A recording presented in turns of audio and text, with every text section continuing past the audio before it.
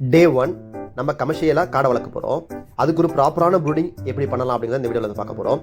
ஏன்னா காடை பண்ணை பொறுத்த வரைக்கும் ப்ரூடிங்கும் மார்க்கெட்டிங் மட்டும்தான் இருக்கிறதுலே கஷ்டம். காடைகளுக்கு பெரும்பாலும் நோய்கள் வந்து கிடையாது.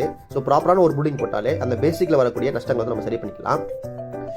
ப்ரூடிங்கை பொறுத்த வரைக்கும் இந்த மாதிரி ரவுண்டாக சர்க்கிளாக தான் வந்து நம்ம வந்து அந்த ஷீட்டை வந்து போடணும்.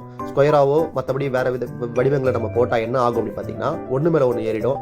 அதிகப்படி ஹீட் இருந்தாலும் சரி, இல்லை ஹீட்டு பத்தனாலும் சரி, கும்பலாக ஒன்று மேலே ஒன்று ஏறி இறந்துடும். ஸோ அதுக்காக நான் என்ன பண்ணியிருக்கேன் அப்படின்னா ரவுண்டாக இந்த மாதிரி ஷீட்டை வந்து போட்டு 2 அடி உள்ள ஒரு ஸ்கொயர் ஒன்று ஷீட்டு இது ஆல்ரெடி நம்ம யூடியூப் சேனலில் பார்த்துருப்பீங்க. தலை வந்து கூலிங்காக இருக்குது அப்படிங்கிறதுக்காக உமியை கொட்டி அந்த ஈரப்பதம் வந்து காளை குஞ்சுகளுக்கோ கோழிகளுக்கோ பாதிப்பு ஏற்படாத வகையில் வந்து உண்மையை கொட்டிட்டேன். அதுக்கப்புறம் ஆல்ரெடி நம்ம லைட் செட்டிங் போட்டிருந்தோம் இல்லையா, அதே போல் சேம் ஃபார்மேட்டில் இங்கே ஒரு லைட் செட்டிங் போட்டுக்கிட்டேன். ஒரு காடை குஞ்சுகளுக்கு 1 வாட்ஸ் அப்படிங்கிற அளவில் வந்து பார்த்தீங்கன்னா லைட் செட்டிங் போட்டிருக்கேன். அதுக்கப்புறம் நியூஸ் பேப்பர் போட்டு நியூஸ் பேப்பர் மேலே வந்து பார்த்தீங்கன்னா காடை குஞ்சு வந்து நம்ம இறக்கி விட போகிறோம். நியூஸ் பேப்பரில் ஏன் போடுறோம் அப்படின்னு பார்த்தீங்கன்னா அதில் இருக்க அந்த லெட்டர்ஸை பேஸ் பண்ணி பண்ணால் அது சாப்பிட ஆரம்பிக்கும். அதுக்கு உணவு எது அப்படிங்கிறது தெரியாது.